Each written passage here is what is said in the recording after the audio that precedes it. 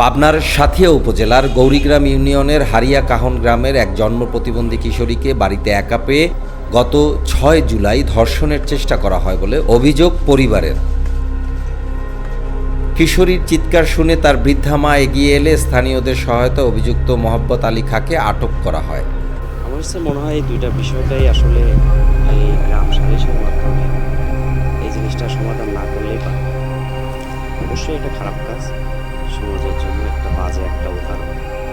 আর এটা থানাতে গিয়ে কোনোভাবে যদি সরকারের আইনগতভাবে বিচার হতো তাহলে সে ভালো হতো। তবে অভিযোগ আইনগত ব্যবস্থা নেওয়ার পরিবর্তে অভিযুক্তের স্বজন ও স্থানীয় প্রভাবশালীদের চাপে ভুক্তভোগী পরিবারকে গ্রাম্য সালিশে যেতে বাধ্য করা হয়। সেই সালিশে অভিযুক্তকে ২০টি জুতোর বাড়ি দিয়ে ছেড়ে দেওয়ার সিদ্ধান্ত হয়, যা তাৎক্ষণিকভাবে কার্যকর করা হয়।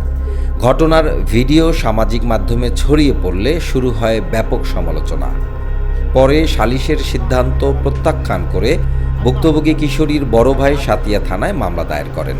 এই ঘটনায় সালিশ আয়োজনকারীদের অধিকাংশের বক্তব্য পাওয়া যায়নি, তবে ইউনিয়ন চেয়ারম্যান আনুষ্ঠানিকভাবে মন্তব্য করতে রাজি হননি এবং ঘটনার দায়ও অস্বীকার করেছেন। আসলে এটা আইনের বহির্ভূত কাজ হয়েছে আর কি, এটাই আইন মাফিক কাজ যেটা সেটা হয় না আর কি। এটা যদিও চেয়ারম্যান সাহেব উনি আইনের লোক, উনি কিন্তু একজন পাওয়ারফুল ব্যক্তি, যার কারণে ওনার আসছে বলে বিধায় অন্য মানুষরা উপস্থিত ছিলেন, তাছাড়া থাকতেন না। এটা মোটামুটি সব দায়িত্ব সে নিয়েই কাজটা করেছিলেন আর এই। আইনজীবীদের মতে ধর্ষণ চেষ্টার মতো গুরুতর অপরাধের বিচার গ্রাম্য সালিশে করার কোনো আইনি সুযোগ নেই। পাশাপাশি প্রকাশ্যে এ ধরনের শাস্তি দেওয়া আইনসম্মত নয়। পুলিশ বলছে অভিযোগের তদন্ত চলছে, তদন্তে সংশ্লিষ্টদের বিরুদ্ধে আইনি ব্যবস্থা নেওয়া হবে। নিজেরা ভিতরে এটা প্রকাশ করেনি বা থানাতে যায়নি, কাউকে না বলার চেষ্টা করেছিল।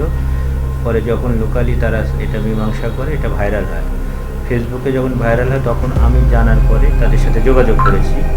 বিষয়টা একটা কগনিজেবল অফেন্স, এটা স্থানীয়ভাবে মীমাংসা করার আপত্তিযোগ্য বিষয় ছিল না, এটা মীমাংসা করা যায় না। আর যে ঘটনাটা ঘটেছে এটা তো সারা বাংলাদেশে আলোচিত একটা ঘটনা। পরবর্তীতে তাদের সাথে যোগাযোগ করে একটা ধর্ষণের যে চেষ্টা হয়েছিল সেই সংক্রান্তে ধর্ষণের চেষ্টা একটা মামলা রুজু করা হয়েছে।